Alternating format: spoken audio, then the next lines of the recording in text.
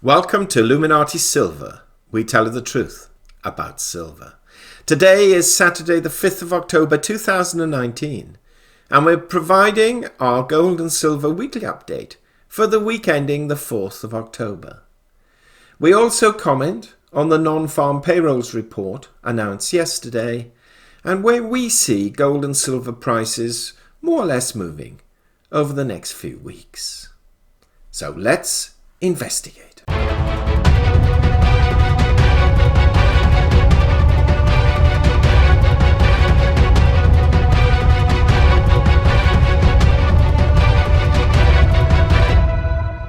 Gold rose $7 last week, from $1,497 to $1,504, having hit a high of $1,519 and a low of $1,459.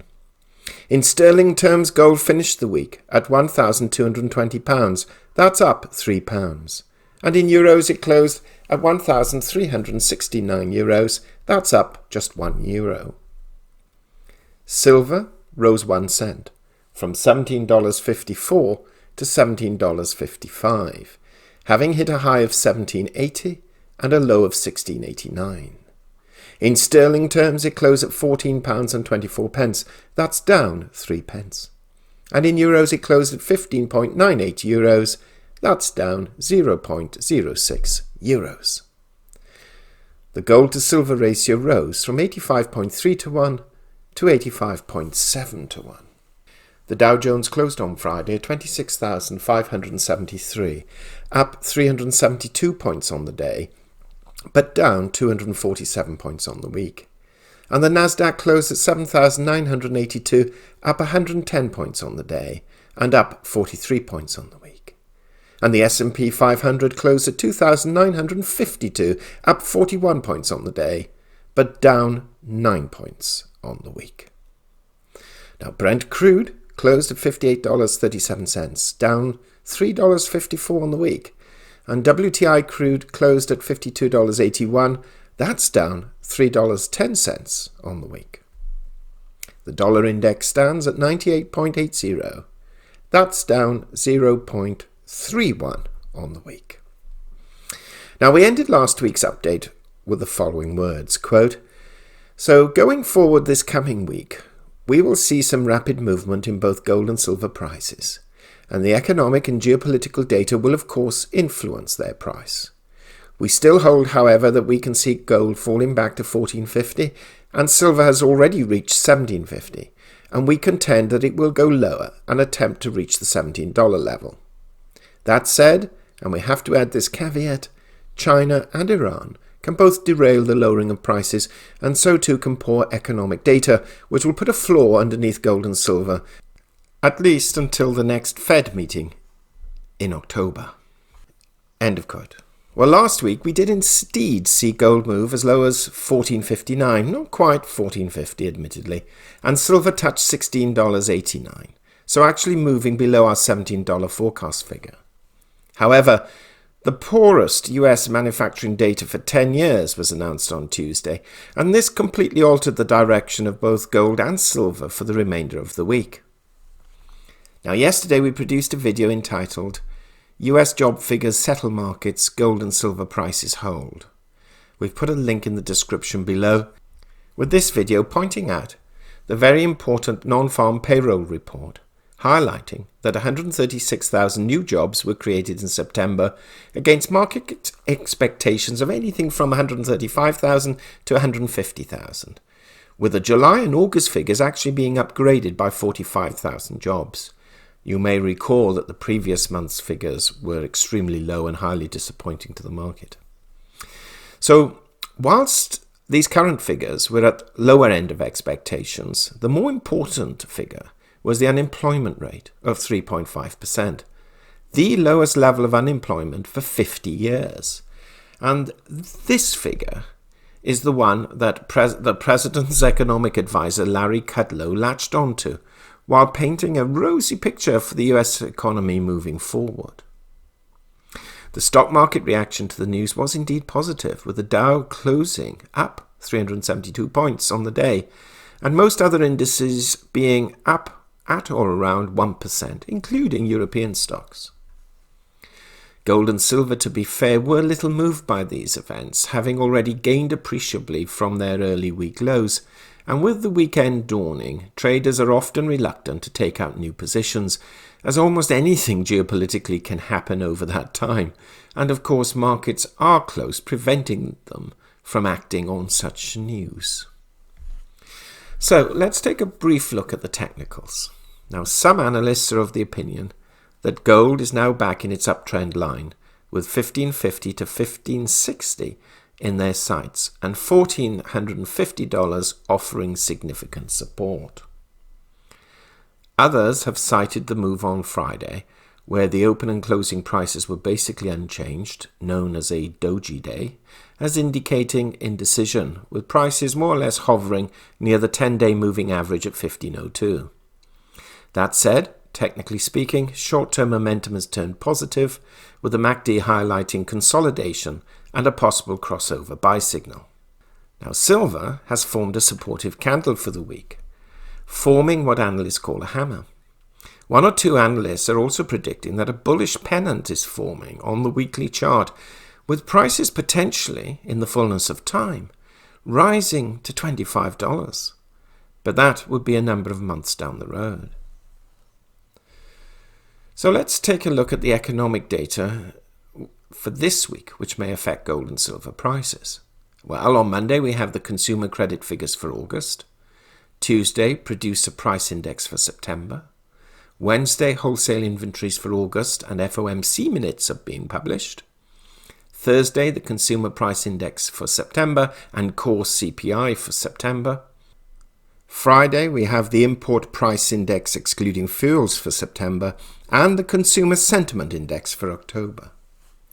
So a little something for each day, perhaps giving us a further insight or support into how the economy is faring, with the FOMC minutes again perhaps reinforcing the Fed's position on interest rates. We doubt if a great deal will be revealed from them, however, but one never knows. Now, these next 3 to 4 weeks are going to be interesting for precious metals, as the US awaits the FOMC decision on interest rates on the 31st.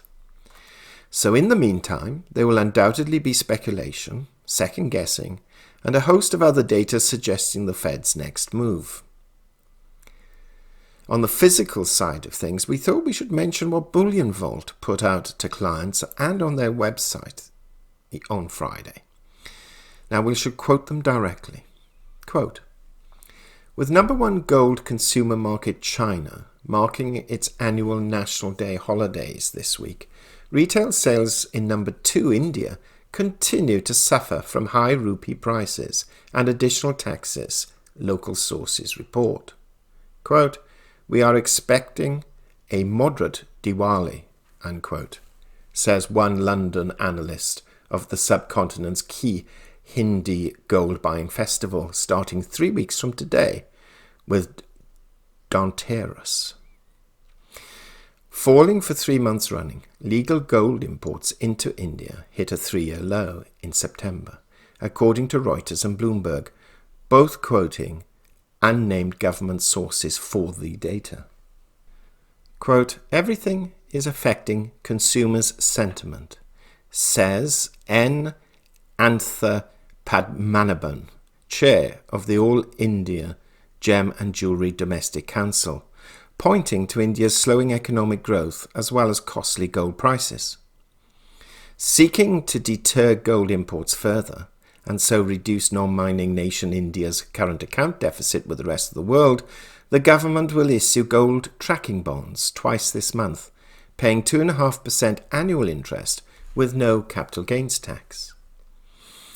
In neighbouring Nepal, quote, "Sales have gone up by only 10%, which is low for the period," unquote, says Tej Ratnashakya, former president of the country's Bullion Dealers Association, of this week's Dashain festival.